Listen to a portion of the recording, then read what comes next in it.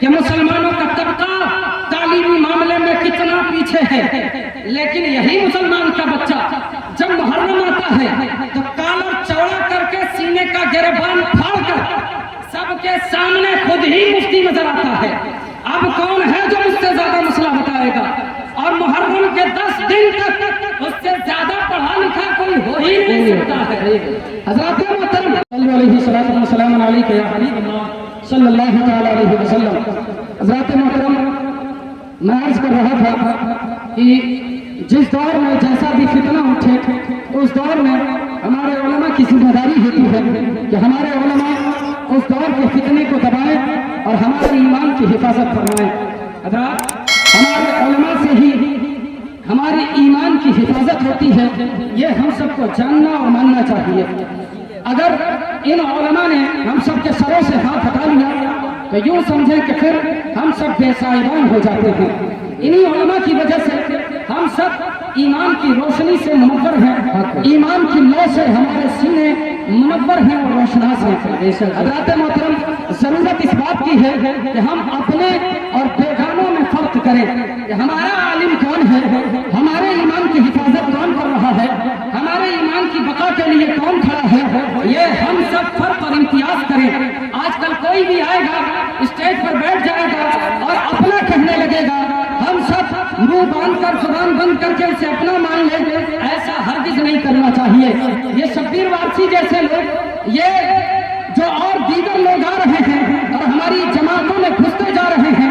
جیسے آپ نے انٹرنیٹ پر ایک عالم کی تقریر سنی ہوگی جسے انجینئر محمد علی مرزا کہا جاتا ہے۔ بہت سے لوگ اس کی تقلید اور اتباع کر رہے ہیں، بہت سے لوگ اس کی باتوں سے اتفاق کر رہے ہیں اور بہت سے لوگ اس سے متفق ہیں اور اس کی باتوں پر عمل کر رہے ہیں۔ وہ کہتا ہے کہ نہ سنی نہ دیوبندی، نہ وہابی نہ شیعہ، نہ رافضی نہ قادیانی، بلکہ تم ڈائریکٹ اللہ کو مانو، ڈائریکٹ رسول اللہ کو مانو۔ حضرات محترم سننے میں تو بات بڑی مزیدار لگتی ہے اور سننے میں بات بڑی اچھی لگتی ہے، بہت سے لوگ یہی بات سن کر اس کی تقلید بھی کرنے لگتے ہیں اور انٹرنیٹ پر سب سے پہلے محمد علی مرزا کو سرچ کرتے ہیں اور اسی کی تقریر سنا کرتے ہیں۔ لیکن میں کہتا ہوں کہ جب وہ یہ بات کہتا ہے تو اس کی گہرائی میں جایا کرو، اس کی پنہائی میں جایا کرو اور اسے غور سے سنا کرو کہ حقیقت میں وہ کس فتنے کا پرچار کر رہا ہے، حقیقت میں وہ کس کا ماننے والا ہے، حقیقت میں وہ کس کی اتباع کر رہا ہے۔ وہ بھی تو کسی نہ کسی کے پیچھے چل رہا ہوگا، وہ بھی تو کسی نہ کسی کی اتباع کر رہا ہوگا۔ حضرات محترم ہمارے بھولے بھالے سنی مسلمان کچھ نہ جانتے ہیں نہ پہچانتے ہیں، نہ پڑھے لکھے ہوتے ہیں، نہ ان کو قرآن سے مطلب ہے نہ ان کو حدیث سے مطلب ہے۔ میں نے مسلمانوں کا فیصد نکالا ہیومن رائٹ کا اور یونیسکو کے ہیومن رپورٹ ہے، اس کے مطابق مسلمانوں کی جو آبادی ہے 100% آبادی میں 45% لوگ ایسے ہیں جنہوں نے ایک اچھر ایک حروف بھی نہیں پڑھا، ایک اچھر ایک حروف بھی نہیں پڑھا ہے۔ اور یہیں پر اسرائیل کا میں نے ایک رپورٹ پڑھا، اس رپورٹ میں لکھا تھا کہ اسرائیل کا ایک شہری سال بھر میں he reads more than 40 books in a year۔ ایک سال میں 40 سے زیادہ کتابیں ایک اسرائیلی بچہ ختم کر دیا۔ ایک اور مسلمان کا بچہ ہے جس کی 45% آبادی ایک حرف بھی پڑھی ہوئی نہیں ہے، اور 55% جو آبادی ہے اس 55% میں ہائی اسکول کے اوپر جانے والے لوگ صرف 7% ہیں۔ 7%، اس 7% میں آپ پھر بی اے اور ایم اے کرنے والوں کی تعداد نکالیں، آپ کی آنکھیں حیرت کے مارے کھول کر گولی بن جائیں گی۔ سوچتے رہ جائیں گے کہ مسلمانوں کا طبقہ تعلیمی معاملے میں کتنا پیچھے ہے، لیکن یہی مسلمان کا بچہ جب محرم آتا ہے تو کالر چوڑا کر کے سینے کا گریبان پھاڑ کر سب کے سامنے خود ہی مفتی نظر آتا ہے۔ اب کون ہے جو اس سے زیادہ مسئلہ بتائے گا؟ اور محرم کے 10 دن تک اس سے زیادہ پڑھا لکھا کوئی ہو ہی نہیں سکتا ہے۔ حضرات محترم محرم سے آگے بڑھیے، ربیع الاول کا جب جلوس نکلتا ہے میں وہ ہوں جو اپنی کمی بھی دیکھتا ہوں اور غیروں سے بھی آگاہ کرتا ہوں۔ یہ نہ سمجھیے گا کہ سنی نہیں ہوں، سنی ابن سنی ہوں الحمدللہ۔ सुन्नी हूँ। जब रबीउल अव्वल का जुलूस निकलता है तो रबीउल अव्वल के जुलूस में जब जुलूस का काफिला रवा दवा होता है तो उस जुलूस के काफिले में जब एक आलिम आगे चला जाता है तो यही बच्चा पीछे नाचता हुआ नजर आता है कि अब जो जुलूस निकला है ये तो मेरी शान के मुताबिक है। हज़रात मोहतरम, कहने का मतलब ये है कि तालीम से इतना पीछे है कि इसको पता ही नहीं है कि इस्लाम में, बहुत बड़ा जुमला बोल रहा हूँ आज के दौर के हिसाब से, इस्लाम में मर्द तो दूर की बात औरतों के लिए भी नाचना जायज नहीं है। समझे इस बात को। और यही बच्चा जब इंटरनेट पे जाता है और कुछ लोगों की तकरीर सुन लेता है, शब्बीर वासी जैसे लोगों से जब ये तकरीर सुनकर और ब्रेन वॉश करवा के आता है और जब इसके दिल से ईमान का नूर खाली हो जाता है तो यही आकर आलिम साहब के पास, इमाम साहब के पास आकर हुजरे में बैठेगा, पीछे नमाज नहीं पढ़ेगा, हुजरे में बैठेगा और कहेगा, इमाम साहब ये शब्बीर वारसी वो है जो इमाम हुसैन का नाम लेता है और आप इसी की मुखालिफत करते हैं। तो मैं ऐसे लोगों से, जो लोग, हज़रात यही मेरी तकरीर का नुक्ता कमाल है और यही बात आपको अपने सीने में लेकर जाना है। ऐसे लोग जो आकर आपसे कहें कि इमाम हुसैन को तो फला मानता है, वो उनकी मोहब्बत की बात करता है, मां साहब आप कहाँ हैं? वो तो हजरत अली से मोहब्बत करता है। मां साहब क्या आप नहीं करते हैं? वो तो अली अकबर, अली असगर की बात करता है, मां साहब आप नहीं करते हैं। तो ऐसे लोगों से आगाह होने के लिए और ऐसे लोगों का फितना पहचानने के लिए सिर्फ फिदाउल मुस्तफा कादरी यही पूरे नमाज में रहता हूँ। अगर मेरी बात गलत हो जाए तो आकर गिरेबान पकड़ लेना, अगर सही हो तो सुन्नियों के बच्चे बच्चे तक मेरा ये जुमला पहुंचा देना।